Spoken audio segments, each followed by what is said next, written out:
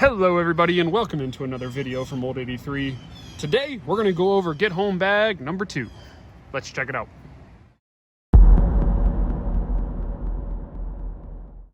Alright, and welcome in again. Today we're going to go over get home bag number 2. Now if you want to see get home bag number 1, I've got it up here in the card for you. And I have 2 cars, so therefore I have 2 get home bags. Each of these bags stays with each car, and it's filled with a lot of stuff that's not necessarily expensive. So this is more cheap and just things that I don't have to worry about leaving in my car long term.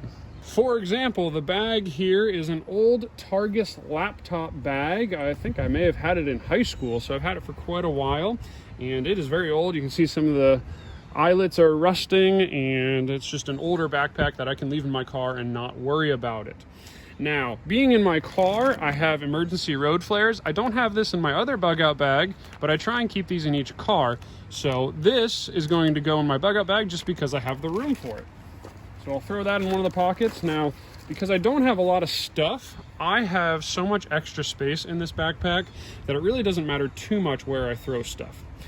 But moving on, we have just a hat. This is an old hat I think my father-in-law gave me, and I throw it in here just for emergencies. Keep the sun off your face. Always useful to have a hat. I have some paracord.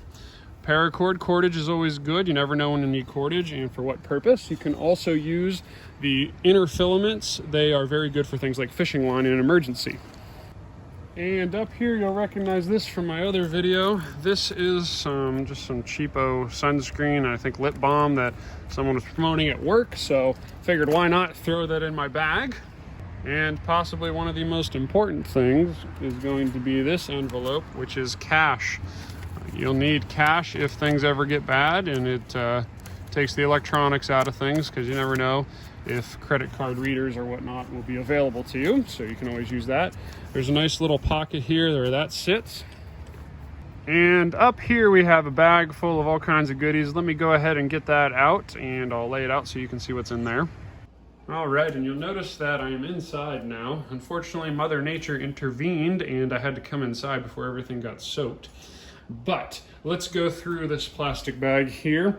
First thing you'll notice is some toilet paper. I just grabbed this from a hotel that we stayed at. So now I always have toilet paper. Very important. Map of your area. Make sure you have that, so if you have to go off-road or at all, you know where to go. Fire kit. I have my jute tinder. I have a video on that up here. I'll leave a card. I also have another part of that fire kit. In this one, I have a candle. You can check out my fire kit video if you want and see why I think a candle is important. I have 2 lighters that one has electrical tape on it and one has duct tape. And then I also have some matches. I would prefer to have a fire steel, but for right now I just threw in some matches that I had. So that's my fire kit along with that tinder. And over here I have some just cheap metal tinfoil cooking tins. This is a great way to boil water over a fire in an emergency, so that goes along with my fire kit. I also have some personal protection. This is going to be just some pepper spray. So I throw that in there, and I happen to have an extra flashlight lying around. It's a mini mag light, so I have that. Extra chapstick can also be used as a fire starter in a pinch. This is a really cool little tool. It has a couple of knives, as well as a file, nail file. Also has a can opener, and it also has some fingernail trimmers. So that's pretty cool. Nothing worse than having a hangnail when the world's ending. So I throw that in there. Some hand sanitizer and a small first aid kit. So all of that goes in the plastic bag. And everything in this plastic bag goes in the main compartment. And then I just leave all that. I let that sit in my car. I don't have to worry about it. It's all cheap stuff that I do not care too much about, but it will also help me if there's an emergency. Well, I hope you were able to learn something from this video. If you like this video and others I've made, please subscribe to the channel. Go ahead and leave your comments below. Let me know what you have in your vehicle that I need to add to this one, or what I'd have perfect. And I hope I will see you in the next video. Take care.